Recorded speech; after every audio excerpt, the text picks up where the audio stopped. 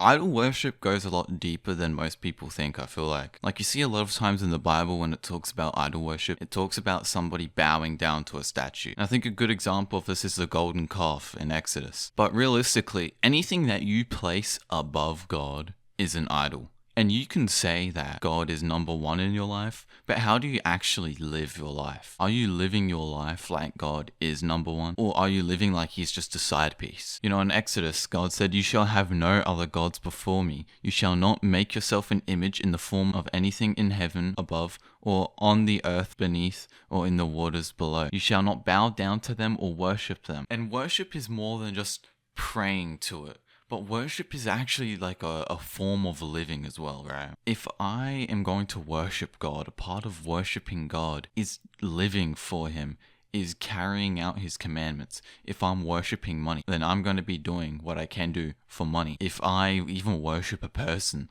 then this person's going to be an idol in my own mind. I'm going to be thinking about them constantly. I'm going to be influenced by what they do. And maybe that's not the best way to describe it necessarily. But, you know, I like this verse in Isaiah, which I think will kind of clarify where we're at. It says, "From the rest he makes a god, his idol. He bows down to it and worships. He prays to it and says, 'Save me, you are my God.'" When you're in times of trouble, who do you go to? Do you go to the things of this world, or do you go to Jesus? You know, and there's so many things that could be idols nowadays, you know. And I think for a lot of people, their phone, their screen is an idol. I know people who they spend so much time on their phone, like 8 hours a day on their phone. They wonder why they can't hear from God. They spend 8 hours a day on their phone and 1 minute in prayer. Is that a very good balance? I'd probably say not. And, you know, this also goes into the point of like other religions. I'm going to keep it a buck, right? You know, I hear mainly online, not necessarily in person, but, you know, respect other religions.